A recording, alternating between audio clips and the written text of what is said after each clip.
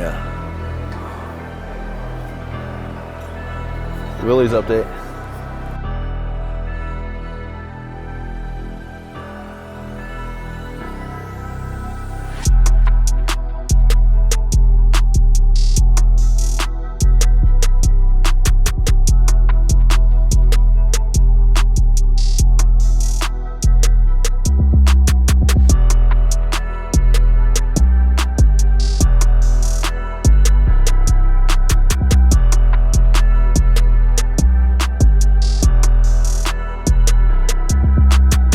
We're gonna stick with Duke. I know it's not a feminine name, but it kind of makes sense. And it makes sense for Dan and Katie too. So this is our update. My goal with this corner of the shop, you can see the two lights that are on the side over there. I like where we have the high base, but it's not enough for what we need in here. So I'm gonna start with this corner of the shop. I'm gonna string the whole side everywhere so the pallet racks follow. See the pallet racks? And then that LED strip will go all the way across. So then it'll like highlight the walls and it'll glow off the walls so the light, you don't fall out of the light. There's something that it does to you too mentally where if you get out of the light, it affects your work ethic. I don't know if ethic is the right way, but your brain and your focus.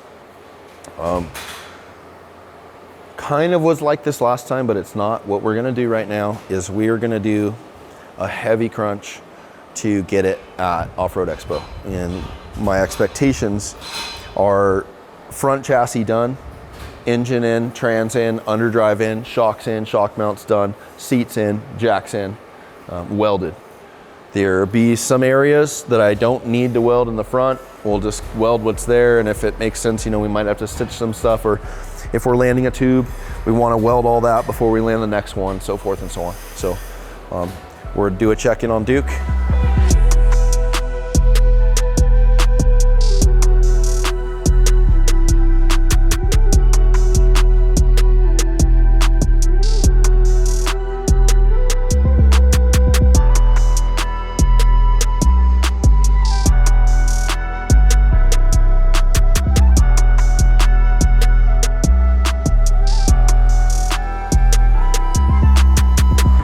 I think this is where we last left off, was shock mounts.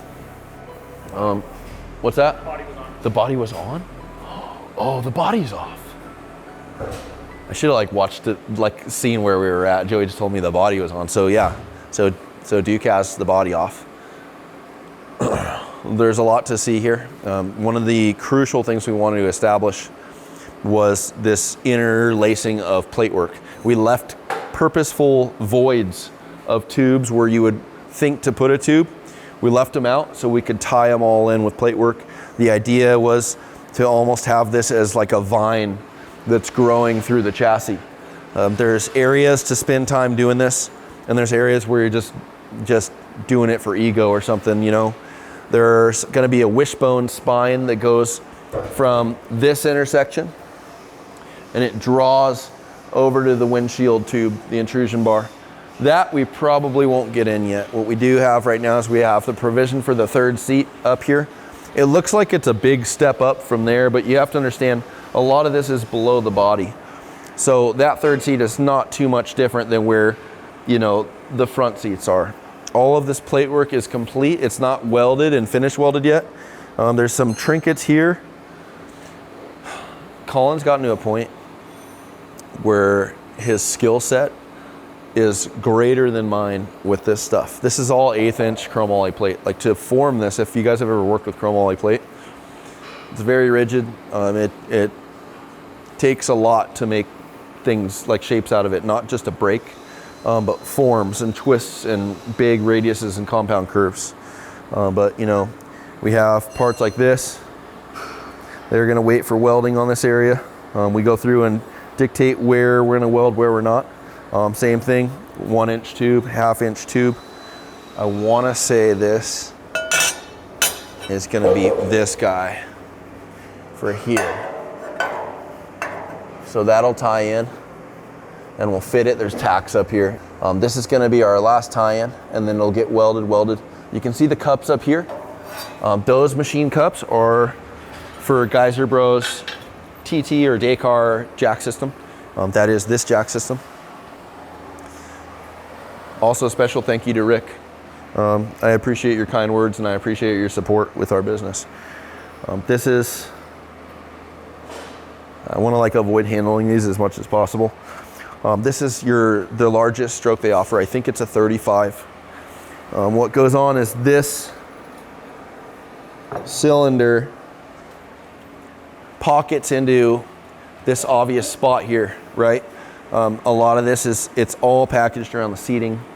And then there's this cutout, which is heavily braced, that goes and it drops through here and it stays above the bottom of the trailing arm where that landing pad is.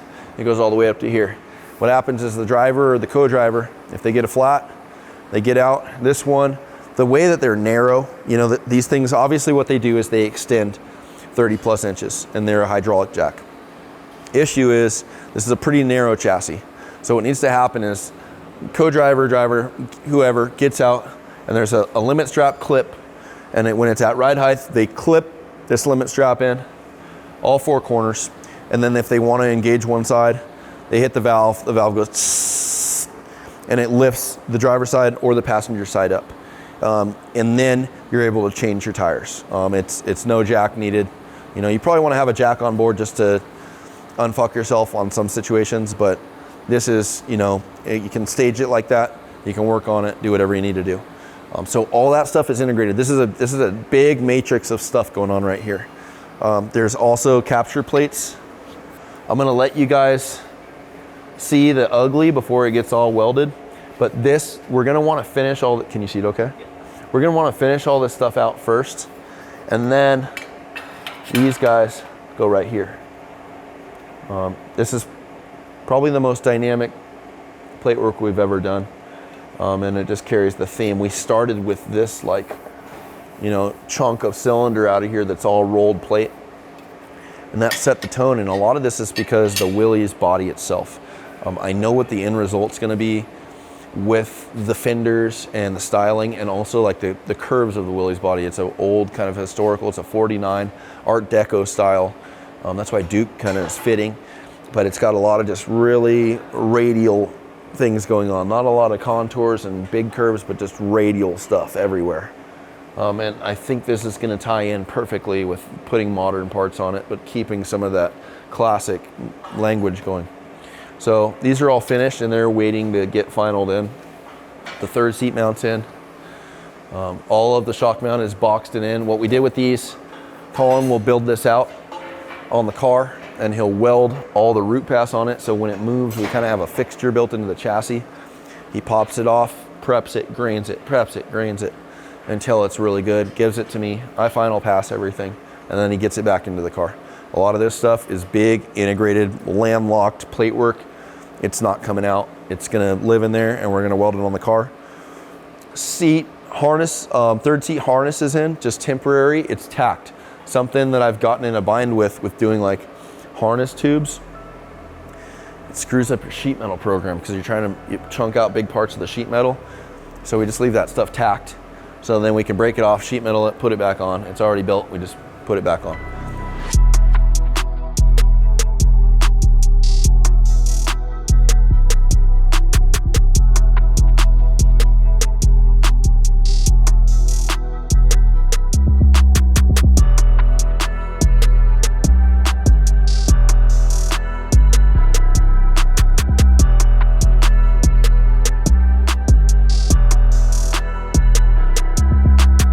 So there's another concept here, and I know I'm just jumping around, but we're juggling a lot with this thing. Planning on this, we're gonna put more into it, and it's just like every project, it's just learning from your previous stuff and, you know, progressing with each one. Planning for this with sheet metal. I'm gonna figure out where the body wants to seal. A lot of this we even kept modest with shape because I know that we're gonna have to run an enclosure panel in here that removes from the inside so we can access the shocks, access the bypass tubes, the nitrogen, the coils, all that. So we know that we need to access from here. We know that we have another portion where it didn't need to be some crazy thing because there's sheet metal that has to draw onto the cab. But we're like, what I'm gonna figure out is wherever we need to seal this thing in and it's gonna be part of the cabin, I want to sheet metal from the outside. I don't want to do the classic because it's easy, where you sheet metal from the inside and then the whole outside looks unfinished because you have, like, say this is the outside, you have an interior panel and then you have the tube and then you have like these voids, these shitty areas, and they're super hard to clean. This will be a clean cabin for the most part, so all you'd be doing is like blowing it out. It's not going to see mud and water. So the idea is close all this off from the outside, build on tangent to the chassis. And while doing that, we've had to navigate things, even like the seat brackets, because we have to start thinking about, okay, where's the fuel line? The main things that are going to go back here are fuel line, hydraulic line for the jacks that are going to end at the B pillar, and the water lines because the radiator is going to be back here. So we have to think, okay, where are these hard lines going to go? Where are they going to start popping through? Because the upper link, when it compresses, it's 1 inch from the bottom of this tube, you know, and it's just skating by here. So when it articulates, it's not hitting any of the seat cradle. So then we start thinking, okay, where are the tubes, you know, the hard line going to go through? How are we going to sheet metal that? What that's going to look like? And we're applying that whole line of forethought into building the structure itself as well. So then we have this plan where it comes together and we're not shooting ourselves in the dick just from not thinking about things that are going to be added. The other thing is when we start doing heavy sheet metal in this, I have Matt and Josh from FTA. They're going to wire this car. So I want them to come and run through wiring pathways for me. It's really easy to go sick, cool, psh, psh, psh, panel, panel, panel, panel, and you don't have any consideration for where the harness is going to go. That's something that I want to consider. The way that FTA wants to do it, and I'd like to do it, is I want the harness to not really be visible. It's one of those things where when you peel back the layers, you see a beautiful labeled harness, all mil spec, but it's not there until you go looking for it. The engine, same thing. Try to streamline it, have it as clean as possible. So with that, the sheet metal has to complement the wiring and the plumbing. So that's kind of our next step. But where we're going to go right now, sway bar is on. I think that was already done. All of our main tube work is done. Everything is just route passed. It's all prepped for final welding. We're going to work towards putting the rest of the parts on, which we'll cover right now. And then what we want to see here, just like I started with, is we want to see 3 seats in, trans mocked up, underdrive mocked up, no mid plate, just mock up stuff, engine in, shocks in, tubes drawn all through where they need to go, landing to the front bulkhead, shock mounts. I don't know, you know, if this is what we're talking about, what kind of level we're running shock mounts on this car. The front's going to complement that with some kind of wings that are sculpted structural pieces. That stuff might just be tacked for Off-Road Expo, but what we're going to do is we're going to crunch as much as we can into the next 3 weeks to get this thing into a spot for Off-Road Expo. I would imagine we're probably going to cover this at Off-Road Expo. This car will be with PRP seats. It is their main vehicle to have on display. So we'll probably follow up with an update after this one at Off-Road Expo.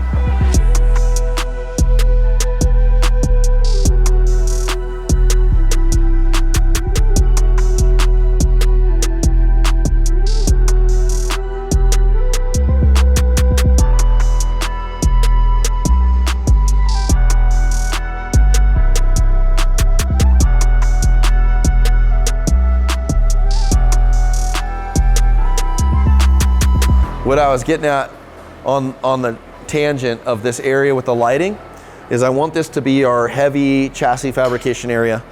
Just 2 tables. This is where all the big dirty work like this will go on. And then on the opposing side of the grinding and sanding area, we'll have more just general fabrication. And then prep and assembly can kind of live in the cleaner areas. So I'd like to have delegated spaces like that for the cars if it works. And we're off to a good start with that. This is our Dave Clarke chassis table. This is 1-inch Blanchard ground, drilled and tapped on 4 inches. It's wider in the middle. It's a larger one. It's 18 feet long.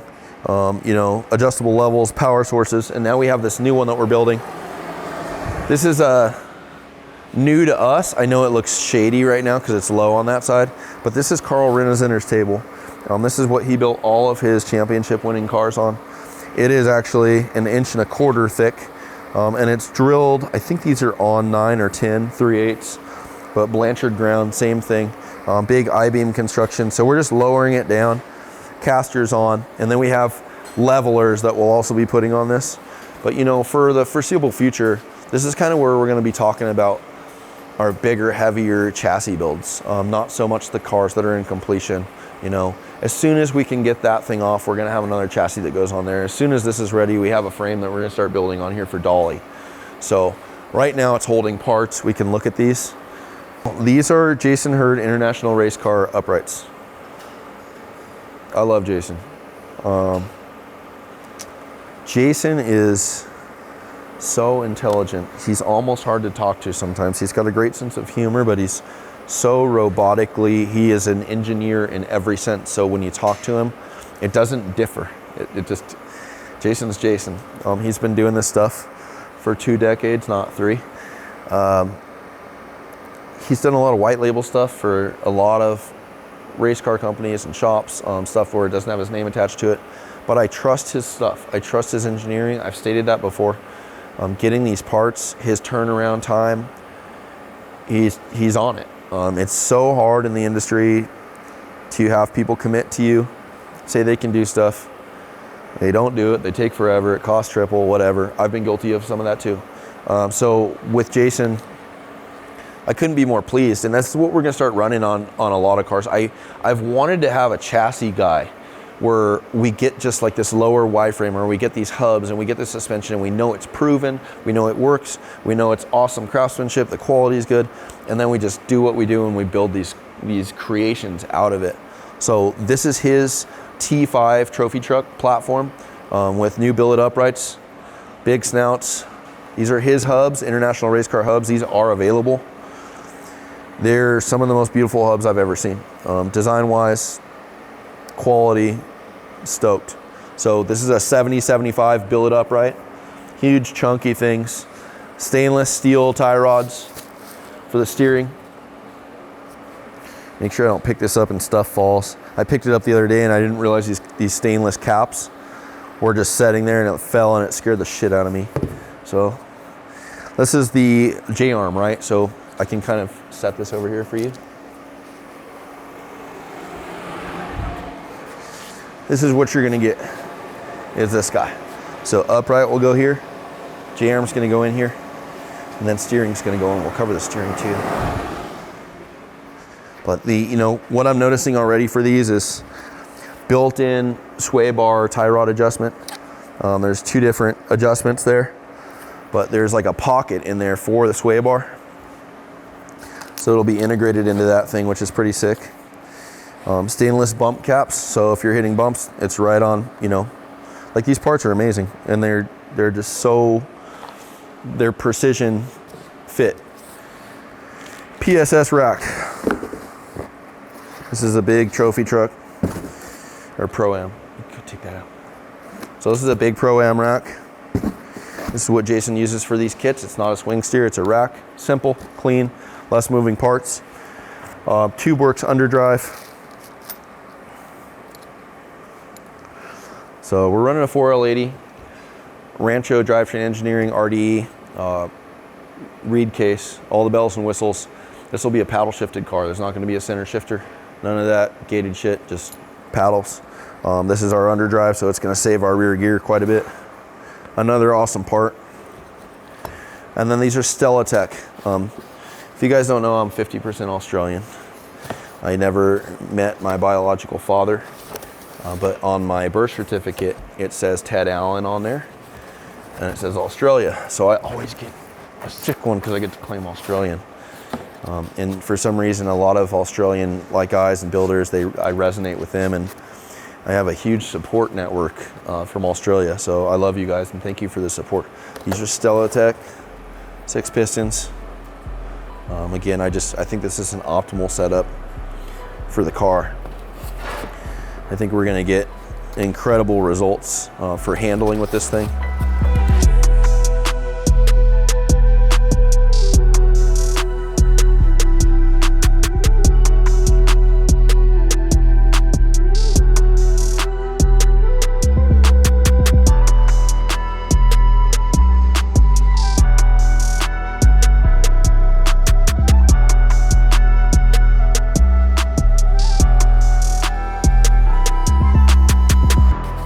recipes lead to trophy truck spec on this thing.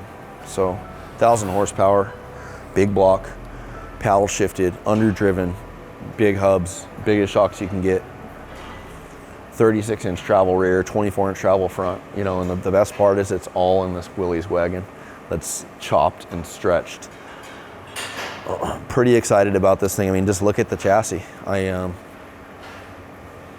You go into those because we don't do it in the computer. And I'm like, how do we get like the win here? And it literally is this caveman process of I sit back there with tape and straight edges, and it takes hours. And I sit back there and I run through different load paths and think about what the constraints are for packaging and start ripping, you know, layouts with tape. Pull it down, adjust this, adjust that, and you know, then you get to that point. But you know, when you leave the voids empty where the plate work is now, it looks scarce, like it's missing stuff, and you just hold on and you trust the process. You know, that's why the front looks so awkward, right? It's got this weird gravedigger thing. The A-pillar tubes are just straight down, like it's like you look at that and then you go, what happened, dude? What happened? It's just because we didn't have enough information to build it. So I'm really hoping to touch base with you guys on this next portion, and this whole front's together, and you see this car sitting on the ground. It's a huge amount of work to do in 3 weeks. It's going to be a double team situation. Colin's been heading this off himself. I run design, so all the shapes and the layout, I consult with him on that. I get him on the right page, and then he just executes like no other. So we're in a good spot. It's beautiful because we have like all these builds, all exciting. You know, it's like we're building the Range Rover at the same time we're building this. And then we have a pile of parts up there, and we're building this 4-gear Portal Mason, you know, parts, all-wheel drive, mid-engine Lamborghini V12 Range Rover after we finish that Range Rover. And they're all these like beautiful dream cars. Some moments I'm able to see this stuff and be grateful, but the priority here has always been just sharing the story with you guys, and that's what I want to do. And I think we can touch on some of my life challenges as of late, but maybe not in this one. Let's just keep this one to Duke, and enjoy the presence of what we're doing here. That's the other thing. I you know, with James's car, James, it's been in our possession for 5 years. James has been working on it for 10. And people go, you know, hurry up. That's the classic thing. When's it going to be done? Hurry up, because I can, you know, I understand that there's anticipation, and that tests your patience when you're an outsider looking in. But for some of this, like with James, I told James, I said, you're only going to get to build this once. You only get to build this car one time. And especially for someone like him, he's not doing that ever again. And I said, we need to act with urgency, no matter what, and not milk the shit. But at the same time, enjoy the process of building the car. You only do that once. You get to go drive it repetitively. You get to fix it, work on it, do all that shit for years and years to come. You only do this one time. And it's the same with this wagon. As much as I love jamming through them and hurrying and making, you know, as much progress as we possibly can, I always have to stand back and enjoy the process of construction. It's just like building your house for your family or something. You're building a house, you got to go through the process, and then sometimes, like I know for the guy filming here, he did some stuff where he was rebuilding and remodeling and adding, and it was dragging on. But you got to look, you only do that one time, and then you have your house and it's there. And it's the same with these cars. There's a huge part of this with building it that's important to be present and enjoy, versus just boom, it's done, go use it. That's not it. You know, there's craft in this. So we're getting through this as quickly as we can. It only makes sense financially to do that, but at the same time, scope out, recalibrate, enjoy the process.